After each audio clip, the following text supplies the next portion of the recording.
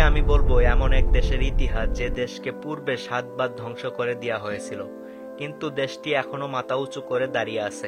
আর এই দেশটির নাম হচ্ছে লেবানন। ইসরায়েল কেন লেবাননের শত্রু, ইরান কেন লেবাননের বন্ধু, আজকের এই ভিডিওতে সব তথ্য আপনাদের মাঝে তুলে ধরবো। তো চলুন শুরু করা যাক আজকের গল্প।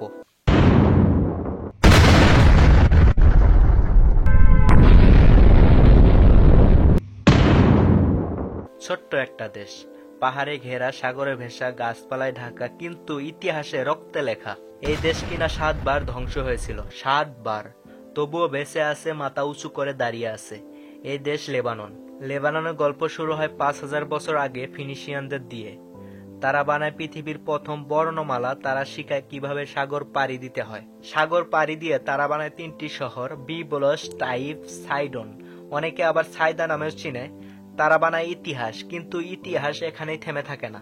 এরপর আসে Assyrian, Persian, Alexander the Great, Roman. Lebanon বারবার পাল্টে যায়, কখনো স্বাধীনতা পায়, কখনো হারায়। বালবেক, এই বিশাল মূর্তি এখনো দাঁড়িয়ে আছে সাক্ষী হয়ে। তারপর আসে খ্রিস্টান, ইসলাম, দুর্য আসে, একই আকাশের নিচে আলাদা পথের যাত্রী। 11তম শতকে আসে কুশেদেররা, তারা বলে ঈশ্বরের নামে যুদ্ধ। 13তম শতকে আসে মমলুক, তারা জ্বালিয়ে দেয় শহর, ভেঙে দেয় দেয়াল। লেবানন আবারও ধ্বংস, তবুও আবারও গড়ে ওঠে। 1516 সালের দিকে লেবানন যায় অটোমানদের হাতে, কিন্তু শান্তি আসে না। 1860 সালে মেরোনাইট আর দুর্য ধর্মের নামে রক্ত বয়ে যায়। শহরের রাস্তা শুধু ধোঁয়া আর কান্না। প্রথম বিশ্বযুদ্ধের পরে ফ্রান্স আসে, তারা বলে আমরা বন্ধু, কিন্তু সীমান্ত তারাই আঁকে, নিয়ম তারাই বানায়। দেশটিতে স্বাধীনতা আসে 1943 সালে, তখন করা হয় ন্যাশনাল চুক্তি। ধর্ম অনুযায়ী ক্ষমতার ভাগ, একটি দেশ অনেকটি ধর্ম, কিন্তু এক হৃদয়, সেই হৃদয় আবারও ভাঙে। গৃহযুদ্ধের দেশ, নিজেই নিজের শত্রু। 1975 সালে লেবানন বিভক্ত হয়, খ্রিস্টান বনাম মুসলিম, শিয়া বনাম সুন্নি, ফিলিস্তিনি বনাম লেবানিস। বেইরুত শহরটা 2 ভাগে ভাগ হয়ে যায়, একদিকে গোলা আর একদিকে লাশ। এই সময় আসে নতুন নাম, হিজবুল্লাহ। দক্ষিণ লেবাননের মাটির নিচে জন্ম নেয় এক আগুন, হিজবুল্লাহ। তারা বলে আমরা প্রতিরোধ করব, যতদিন লাগে লাগুক। তাদের নেতা হাসান নাসরুল্লাহ শক্ত কণ্ঠ, শান্ত মুখ। তাকে অনেকবার মারা গেছে বলা হয়, কিন্তু তা সত্যি নয়। ইরান কেন লেবাননের বন্ধু, ইসরায়েল কেন লেবাননের শত্রু?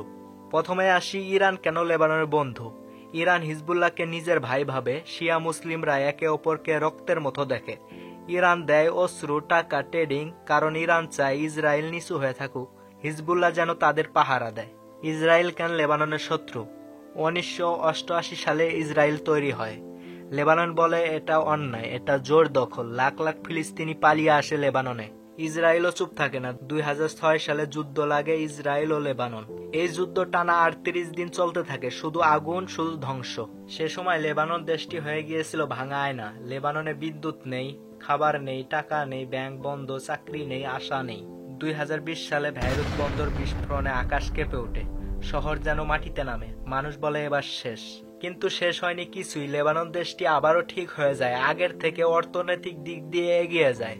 17 সেপ্টেম্বর লেবাননের দুপুর 3:30টার সময় প্রায় 3000 অকিটকিতে একসাথে মেসেজ আসে। মানুষ মেসেজ চেক করার জন্য অকিটকি হাতে নেয়। তারা জানতোই না এই অকিটকি একটি বম। হাতে নেওয়ার সাথে সাথে বিস্ফোরণ হয়।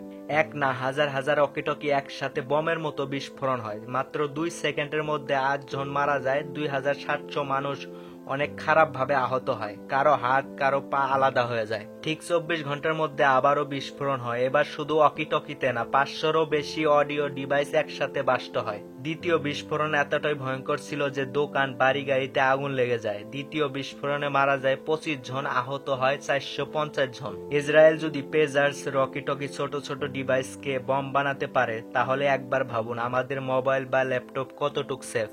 2024 সালের শেষে আবারও লেবানন ও ইসরায়েল ভয়ানক যুদ্ধে জড়ায়। 23 ডিসেম্বর 2024 ইসরায়েল লেবাননে ভয়াবহ বিমান হামলা চালায়। মাত্র একদিনে 892 জন মানুষ মারা যান, 1600+ মানুষ রক্তাক্ত হন। টানা 3 মাস লেবাননে যুদ্ধের কারণে মারা যান 8000-এরও বেশি মানুষ, আর আহতদের সংখ্যা 16,000-এরও বেশি। 2025 সাল, ইরানের ছোট ভাই লেবানন যেন চুপি চুপি হাসতেছে, কারণ বড় ভাই ইরান আজ ইসরায়েলের ওপর বম মারতেছে। এটা কি অন্যায়? এটা কি প্রতিশোধ? এটা কি শান্তি? এটা কি আগুনের ছাই? আপনারা কমেন্টে অবশ্যই জানাবেন।